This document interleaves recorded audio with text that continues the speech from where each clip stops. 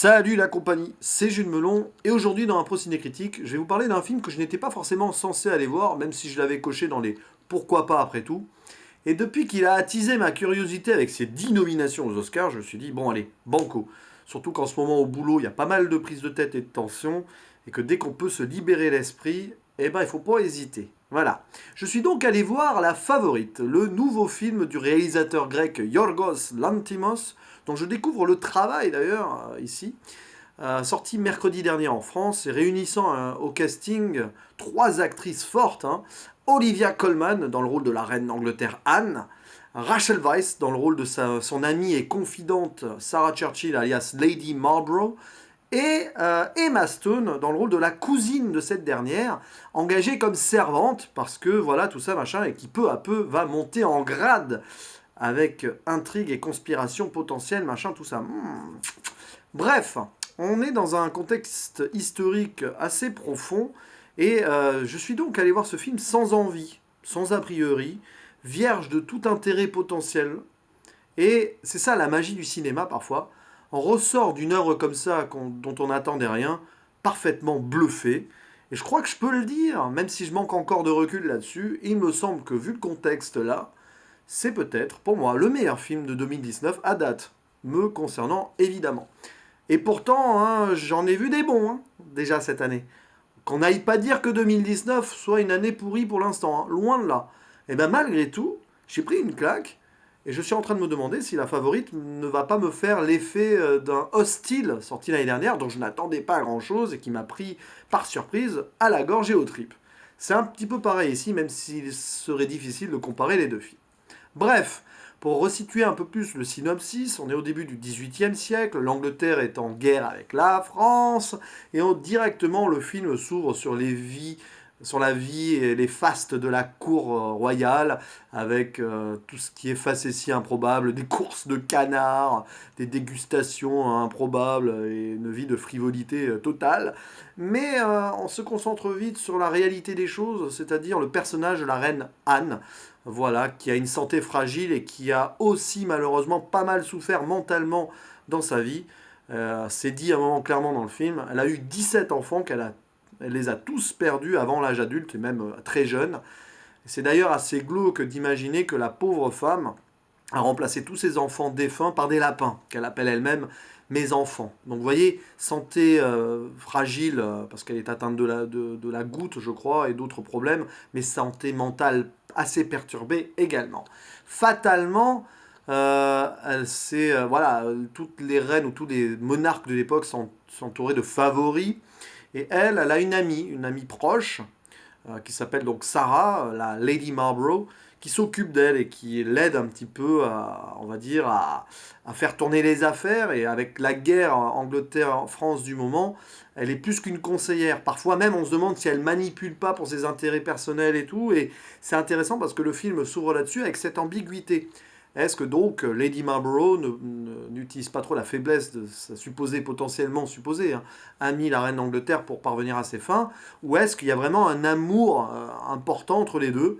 Et plus on va dans le film, sans trop spoiler, plus on comprend quand même qu'il y a un véritable attachement au-delà de tout potentiel intérêt personnel. Même si l'intérêt potentiel personnel est là aussi. Et c'est ça toute l'ambiguïté du film de A à Z. Et si vous ajoutez en plus de cela le personnage donc d'Emma Stone qui arrive un peu sorti de nulle part, Abigail, la cousine donc de Lady Marlborough, qui est une ancienne fille de haute famille, mais sa famille a eu des gros problèmes, elle est devenue servante, elle a touché le fond, et donc c'est l'histoire de cette servante Abigail qui va tout faire pour retrouver le rang qui lui est dû. Elle est née noble, elle a envie de redevenir donc, de reprendre tous ses droits, et elle va presque essayer par tous les moyens d'y arriver. Et alors là, on rentre dans une sorte d'ambiance, mais glauque, entre amour dont on ne sait pas s'il est réel ou non, attachement, vengeance, jalousie, et c'est génial parce que le film est porté par deux choses exceptionnelles selon moi, la réalisation et le jeu des actrices. Pour moi, alors les trois actrices sont nommées aux Oscars, on va dire il y en a deux qui le méritent vraiment. Alors, Rachel Weisz joue très bien, attention, hein. Mais je la trouve un poil en dessous, quand même, d'une Emma Stone extraordinaire dans ce film. elle se révèle encore plus. Elle avait déjà été très forte dans La La Land, hein, notamment. Mais là, elle offre une palette pour son personnage. En même temps, le personnage lui permet de nous offrir une palette exceptionnelle entre arrivisme, mais aussi fragilité, émotion. Enfin, franchement, elle passe presque par tous les états dans le film. Et c'est assez énorme. Voilà, Emma Stone, là-dessus, elle brille. Donc, elle est nominée pour l'Oscar du second rôle. Je me demande si elle l'a pas eu pour La La Land, déjà, à vérifier. Mais je pense que là, elle le mérite. En même temps, j'ai pas vu tous les nominés. Mais bon, là, franchement, à chaud comme ça, je peux rien dire. Et puis donc, l'autre actrice qui crève l'écran, c'est Olivia Colman, que je découvre. Je pense pas l'avoir vue dans un film. Elle a fait pas mal de séries, je sais. Mais elle joue une reine Anne fragile, dépassée par les événements, mais qui a envie en même temps d'être une sorte de battante, perdue, mais à la fois qui essaye de retrouver sa lucidité. C'est génial. Elle est hyper touchante, Olivia Colman, dans ce rôle-là. Elle est nominée, elle, pour l'Oscar du meilleur rôle. Je ne sais pas ce qu'il y a de nominé en face d'elle, mais franchement, ce serait pas volé qu'elle l'obtienne aussi. Alors après, par le jeu on va dire, de l'équilibre entre les nominés, c'est souvent comme ça que ça fonctionne, les Oscars. Je ne sais pas si elle l'aura. Je vais regarder qui c'est qui est nominé. Non, enfin, bon, je vais pas perdre de temps, tant pis. Mais en tout cas, elle le volerait pas. Mais il y en a un autre qui volerait pas son Oscar là-dedans, c'est le réalisateur, parce que lui aussi il est nominé. C'est Yorgos Lanthimos. En même temps, le film ne volerait pas son Oscar du meilleur film aussi. Mais je pense, si je devais faire un pronostic là-dessus, je verrais plus le réalisateur récompensé, parce qu'il y a quand même une mise en scène assez remarquable, on va essayer d'aller dans les détails là, plutôt que dans l'Oscar du meilleur film. Mais l'Oscar du meilleur film, je sens que ça va être Green Book, par exemple. Et l'Oscar du meilleur réalisateur, plutôt pour Yorgos Lanthimos. Je me demande si je vais pas faire un pronostic des Oscars dans un live ou un autre truc, un de ces quatre. Bon, je pense pas avoir le temps, mais on sait jamais, ça pourrait être drôle. Bref, peu importe, la réalisation, la mise en scène est géniale, parce que ce film avait tout pour être académique dans son déroulement, dans son traitement, voilà, film historique, machin. Et ben malgré tout, alors certes, c'est quand même globalement du déjà vu, mais il y a une patte assez exceptionnelle. Déjà, les personnages sont super bien écrits. Il y a beaucoup d'ambiguïté de relations, même si c'est du déjà vu quand même, et ça marche super bien, et les actrices sont top. Mais la réalisation, il y a un parti pris, il y a une touche personnelle que je trouve assez intense. Il y a des choix de plans remarquables pour moi. Alors, voilà, il y a beaucoup de plans en contre-plongée qui renforcent la grandeur derrière des décors et beaucoup de grands angles aussi. On est dans les fastes de la cour, tout paraît plus grand, plus démesuré. L'ego des personnages aussi est ainsi mis de façon démesurée en contre-plongée, parce que franchement, les trois personnages, ils ont. Voilà, quoi. Enfin, c'est l'époque, quoi. Et puis, mais il y a des plans panoramiques assez intenses aussi. Et parfois des gros plans sur les moments forts. Il n'y en a pas beaucoup, mais il y en a quand c'est choisi, c'est vraiment fait de façon subtile. Puis il y a des plans étranges, à un moment, il y a une sorte de plan presque, vous savez, comme une sorte de GoPro, mais c'est pas vraiment de la GoPro, qui renforce l'énervement d'un personnage. À un moment, bah, c'est Abigail qui dit fuck, fuck, fuck et tout. Il y a ce passage-là comme ça. Et il y a tout un jeu des décors, des lumières, c'est assez étrange et fort. C'est un film que j'aurais envie de revoir rien que pour la mise en scène. Et c'est dire, ça me fait rarement ça. Je ne suis pas spécialement ultra attaché à la technique quand je regarde un film, mais là ça m'a bluffé. Et ça le fait donc, ça le fait pas souvent, mais quand ça le fait, c'est que le réalisateur a vraiment mis quelque chose de lui, que ça se sent, quoi. Et ouais, le jeu des lumières, parce que c'est presque un huis clos ce film en fait. Il se passe à 90% dans le château de la reine, voilà, enfin dans le palais de la reine, et huis clos renforcé par le fait que la reine Anne, elle peut pas trop bouger à cause de sa maladie. Bon, elle va quand même à la chambre des communes ou des lords, hein, je sais pas, l'un des deux, pour faire sa politique. À un moment, on la voit une fois en extérieur, je crois, dans un jardin, mais sinon, elle est tout le temps dans sa chambre ou dans les couloirs du château, quoi. Ça renforce le huis clos, ce côté, parfois les lumières éclatantes qui sortent de l'extérieur, pour bien montrer que tout se passe à l'intérieur, vraiment ce qui est à l'extérieur importe peu. Bien sûr qu'il y a des scènes aussi en extérieur, hein, dans les bois, avec le personnage d'Abigail notamment, mais c'est vraiment ce qui se passe dans le château qui est important, quoi. Et franchement, Yorgos Lanthimos, on voit qu'il a mis totalement son art au service de la narration du film, et ça me touche quand vous avez le fond et la forme qui sont bien liés comme ça. C'est ça qui fait les grands films, d'ailleurs. Austin m'avait fait cette impression-là aussi, par exemple, pour ne citer que ça, parce que j'ai envie de faire un parallèle avec Austin. Mais bon, pourquoi pas, hein, vous allez me dire, le gars, c'est un parallèle très personnel sur le ressenti et sur le fait que ce film m'a surpris, tel que Austin m'avait surpris l'année dernière. Mais bon, ce qui est intense et fort aussi, c'est l'évolution des personnages. Parce que Abigail, son personnage a une évolution remarquable dans le film. Tout d'abord, servante, voilà. On comprend qu'elle a envie de reprendre sa place et tout. Puis elle monte les échelons. Elle découvre un petit secret quand même entre la reine et son amie confidente, donc la cousine, qui, je ne vais pas le révéler ici, mais qui est assez intense, on va dire ça comme ça. Et puis elle en profite en fait pour manigancer un rapprochement avec la reine. La reine, en fait, la prend comme favorite à la place de sa précédente favorite. Du coup, le titre, la favorite, il est un peu double là-dessus. Vous imaginez la rivalité que ça peut faire naître entre les deux cousines. D'autant plus que Lady Marlborough, elle se sent coupable. C'est elle qui a fait rentrer le loup dans la bergerie, quoi. Et évidemment, la reine à côté se laisse un petit peu influencer et manipuler. Elle change souvent d'avis. C'est assez, on voit aussi la folie qui, on va dire, qui fait ce personnage-là et qui rend d'ailleurs la situation encore plus loufoque et cocasse parfois, et qui renforce de fait la rivalité entre les deux cousines qui ne savent plus trop où donner de la tête selon les décisions de leur reine. C'est magistral. Et puis le pire, c'est que ça se suit. Les 2 heures passent à une vitesse incroyable. Le film, en plus, est découpé en actes avec... J'adore ça. Ça fait un peu tarantinesque, si vous voulez. Mais je sais pas, il doit y avoir 6-7 actes, et avec à chaque fois une citation clé ou pas trop clé d'ailleurs de ce qui va suivre dans l'acte présenté. Et c'est génial. Il y a des trucs qui paraissent anodins, mais des trucs qui sont assez forts aussi dans ces petites citations choisies. Voilà. Et le film est porté par les épaules des 3 actrices. Incroyable. Il y a aussi des seconds rôles intéressants. J'ai beaucoup aimé le personnage de Nicholas Hoult, qui a gagné en grade depuis sa performance. C'était un jeune acteur qui avait débuté donc, dans la série Skins. Et depuis cette performance-là, on le voit dans pas mal de productions où il différencie son jeu. Il m'avait par exemple beaucoup surpris dans Mad Max Fury Road. Pourtant, il avait un rôle secondaire, mais enfin secondaire haut quand même dans l'affiche. Et c'était limite le personnage qui m'avait le plus marqué du film, quoi.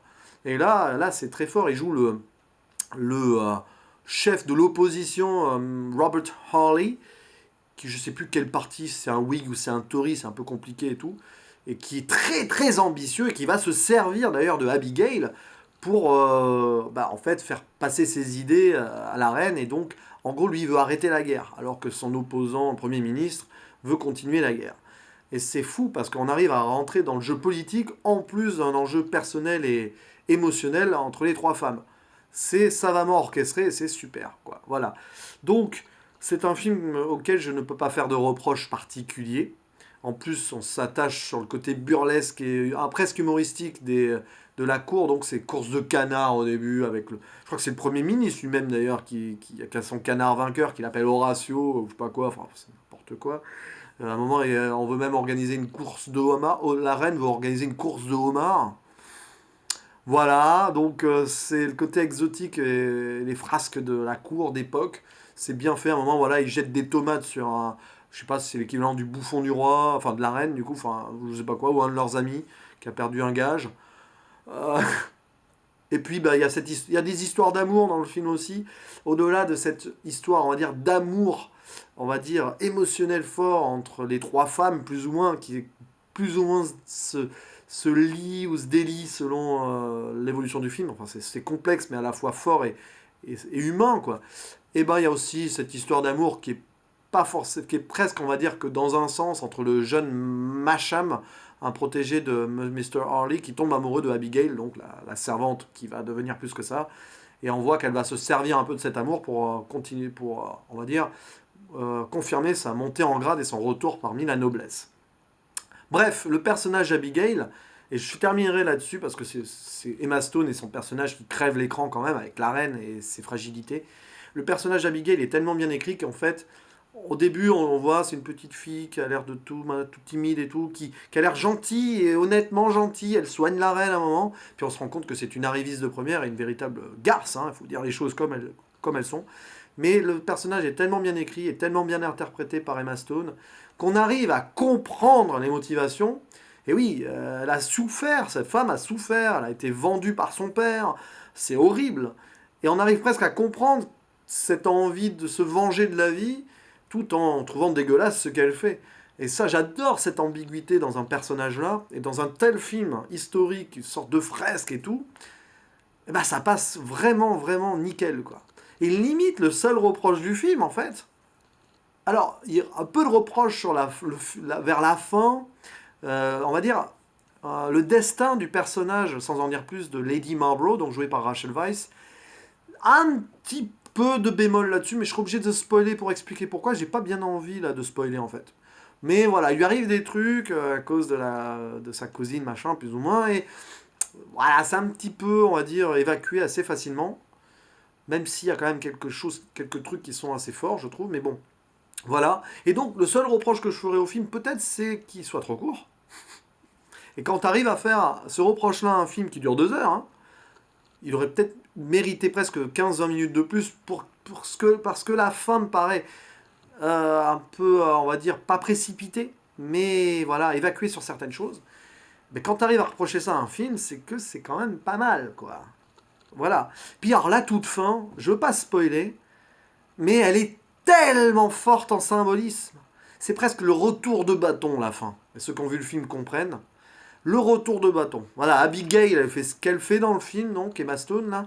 À la fin, il y a un retour de bâton. Mais attention, ne croyez pas imaginer ce que ça va être. Il faut voir le film pour comprendre. C'est beaucoup plus subtil que ce qu'on pourrait croire. Comme ça. Pour imaginer, ah oui, oh, ben, forcément, il va lui arriver ça, la morale va reprendre le dessus. Pop, pop, pop. C'est beaucoup plus subtil. Et il y a un plan sans révéler. À la fin, le film, il se termine sur une superposition de 3 plans. C'est génial. Et en plus, quand tu vois ça, tu te dis, waouh, bon, ça va pas être ça à la fin, mais tu sais que ça va être comme ça que ça va se terminer. Et c'est... Voilà, voilà, quoi. Bref, un grand film, vraiment, un grand film de 2019. Et moi qui suis pas forcément fan de films historiques comme ça, c'est pas spécialement ma came, je me suis fait vraiment prendre par surprise. Et j'adore le cinéma pour ça. Et limite, en fait, c'est pour ça que j'aime bien voir des films comme ça, que je coche pas forcément dans mes attentes et tout, parce que c'est souvent avec ceux-là que je me fais surprendre. Un petit peu comme l'année dernière, vous voyez, Les Mauvaises Herbes, Les Chatouilles et tout, ou Guy, ces films-là que j'ai cités dans mon bilan, qui sont ou pas passés loin, ou qui sont dans mon top 10, c'est des films que je comptais pas voir à la base. Et je me suis fait surprendre. Et c'est... Voilà, alors après, évidemment, ça altère peut-être un petit peu l'opinion que tu peux avoir et l'analyse que tu peux en faire. Parce que forcément, quand tu attends beaucoup d'un film, tu vas suranalyser, tu vas forcément être déçu. Donc, peut-être que tu n'es pas dans le vrai et tout. Mais là, paradoxalement, en ne rien attendant d'un film, tu vas être, on va dire, plus... Si tu es surpris positivement, tu vas être encore plus enthousiaste parce que tu n'as pas du tout été... on va dire sévère à la base avec ce film en te disant oh, attention s'il n'est pas comme ça va pas me plaire machin. Donc vous voyez c'est toute une question de ressenti avec le cinéma et c'est là-dessus que je conclurai, c'est la magie du cinéma donc c'est le ressenti. Et de plus en plus je regrette entre guillemets presque d'avoir appelé cette playlist un pro ciné critique parce que de critique il n'en est pas vraiment possible avec le côté impro, c'est presque un paradoxe comme titre de playlist. Mais c'est pas grave, parce que ça renforce le paradoxe du cinéma et l'amour, la passion qu'on peut avoir pour le cinéma est souvent fait de paradoxes. Donc, peu importe si le ressenti prend le dessus, c'est pas grave. J'aurai peut-être un autre avis sur ce film quand je le reverrai à l'occasion, ou pas, ou peut-être que je l'élèverai vraiment encore plus au rang de chef-d'œuvre, j'en sais rien. Mais je suis content de faire ces vidéos impro pour ce genre de film aussi. Voilà, tout ça étant dit, je vous dis à la prochaine. Ciao.